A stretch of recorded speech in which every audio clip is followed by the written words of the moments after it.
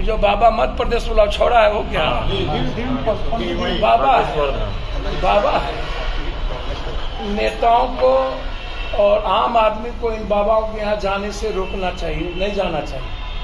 इन लोग के यहाँ जाने से मार्केटिंग होती है इन गंदे लोगों की, चरित्रहीन लोग। ये लोग दुनिया के सबसे चरित्रहीन और गंदे लोग हैं ये बाबा लोग, जो बेमनस्ता फैलाता है। एक मुसलमान परिवार ने इसकी बहन की शादी के लिए पैसा दिया था, मुसलमान, और सबसे ज्यादा गाली गलौज ये जाति और मुसलमान।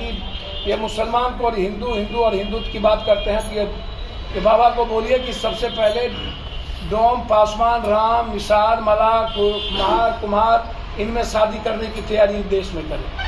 आदिवासी की बच्चियों के साथ शादी करने की तैयारी करें। और चमत्कार पर भरोसा कतई नहीं करना चाहिए दुनिया को। विज्ञान के अलावे, आर्थिक आज़ादी के अलावे किसी चीज़ों पर भरोसा करने की जरूरत नहीं है। और आध्यात्मिकता के अलावे भाग्य, किस्मत, आडंबर, कर्मकांड पर विश्वास करने की जरूरत नहीं है। और ऐसे बाबाओं को अविलंब जेल में बंद करने की जरूरत है। गिरफ्तार कर इसको सजा देने की, जैसे राम रहीम है, समय समय पर उसको जेल से निकाल लिया जाता है वोट के लिए। मध्य प्रदेश की सरकार ऐसे ही बाबाओं के कारण राजनीति चलाती है।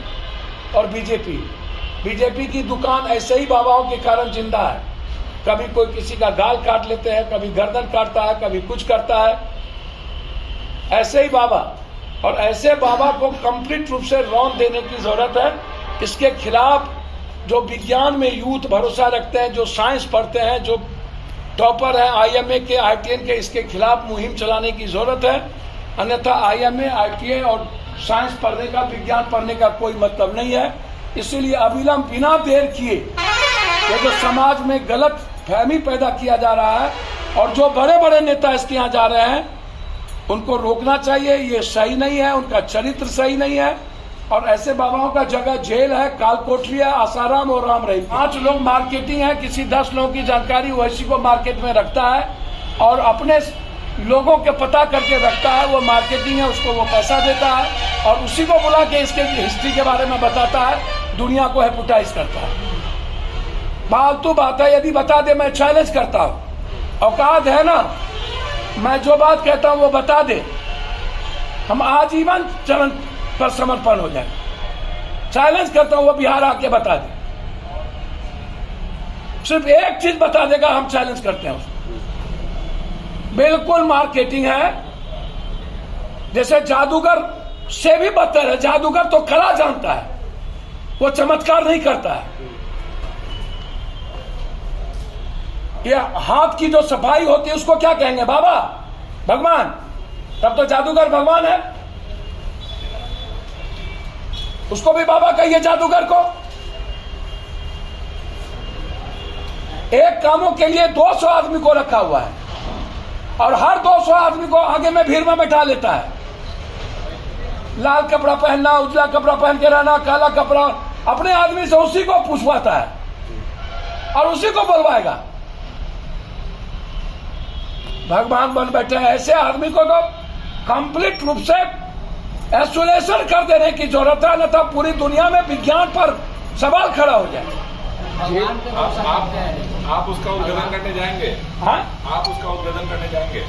यार उद्भेदन तो अब क्या यहाँ आएगा, तो हम तो चैलेंज करते हैं उसको। धीरेन्द्र साथी को पप्पू यादव का क्या चैलेंज होगा? वो अगर नहीं आए तो आप जाएंगे क्या? हमको क्या जरूरत है? हमको काम करना, पैसा बांटने हम जाएंगे गरीब में कि उसके गोरख धंधा में जाएंगे? लेकिन कहीं ना कहीं उसके जाल में तो लोग फंस रहे हैं। तो भैया गरीबी भूखमरी के चलते हैं जो चमत्कार है। और ये जो कुछ पैसे वाले जो लोग हैं, ये कंप्लीट रूप से ऐसी दुकान जिंदा रखना चाहते हैं। और इसमें बीजेपी की सबसे बड़ी भूमिका है। जैसे गणेश भगवान को दूध पिला दिया था, हाथ में कटोरा में कोई पी नहीं रहा था, हाथ से शुभ चल रहा था, वैसे ही इन बाबाओं को कुछ दिन पहले इनके पास कुछ नहीं था, आज इतना बड़ा बाबा कैसे हो गई? इतना बड़ा दूसरों से पैसा लेके बहन का शादी किया बाबा हो गए। हनुमान का भक्त बना रहे हैं। अरे भैया ये सब चीजें मुझको तो समझ नहीं आई। ये किसी का भक्त नहीं है, ये दुनिया का सबसे गंदा आदमी है। ये लोग, ये लोग मैंने पहले कहा मार्केटिंग करते हैं, ये लोग आवास है, ये लोग जैसे हाथ की सफाई है, अन्य चीजें हैं, उसी तरह इन लोगों का एक तरीका